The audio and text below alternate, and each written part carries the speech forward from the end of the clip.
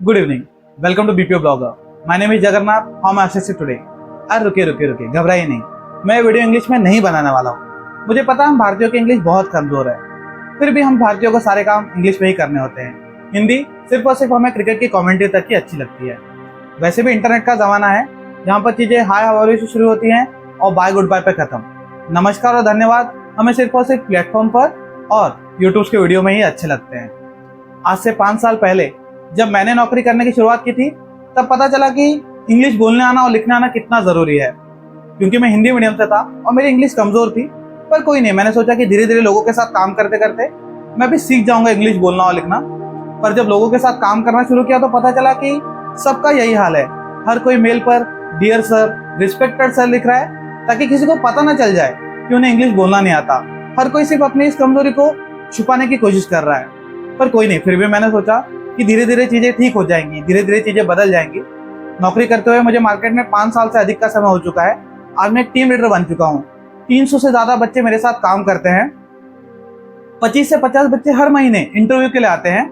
पर जब आज भी उन बच्चों को पता चलता है कि हिंदी, मराठी या जो भी उनकी भाषाएं हैं उसे ऑफिस की दहलीज के बाहर ही रखना होगा, ऑफिस के अंदर सारे काम इंग्लिश में ही करने होंगे, तो उनके चेहरे पर वो मासूमियत, वो डर देखकर कहीं ना कहीं मुझे मेरा बीता हुआ कल याद आ जाता है। देखिए, जितने माँ बाप मेरे इस वीडियो को देख रहे हैं सभी से एक रिक्वेस्ट है कि भले एक रोटी कम खाइएगा पर अपने बच्चों को इंग्लिश मीडियम के स्कूल में ही पढ़ाइएगा। हिंदी मीडियम, मराठी मीडियम या किसी भी अन्य भाषा के स्कूल में बिल्कुल भी नहीं।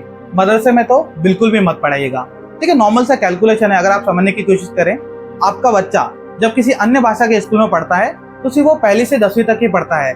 11वीं के बाद सभी चीजें इंग्लिश में ही होती है। जब आपका बच्चा नौकरी करेगा उसे काम इंग्लिश में ही करना होगा।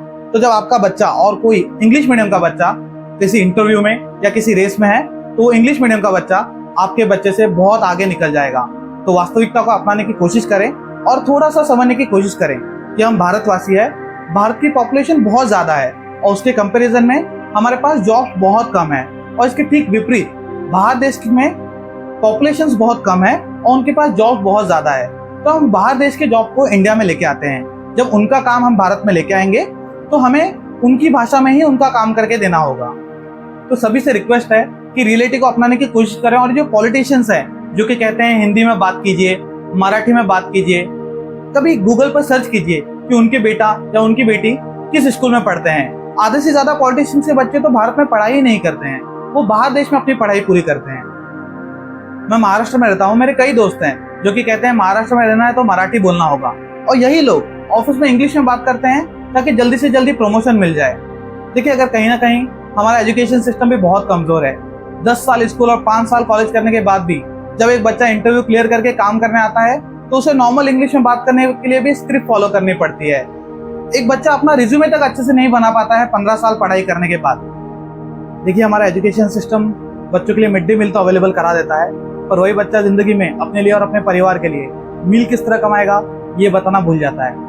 आखिर में मैं यही कहना चाहूंगा कि आपको इंग्लिश नहीं आता है इसका मतलब आपको कोई ना कोई दूसरी भाषा आती है।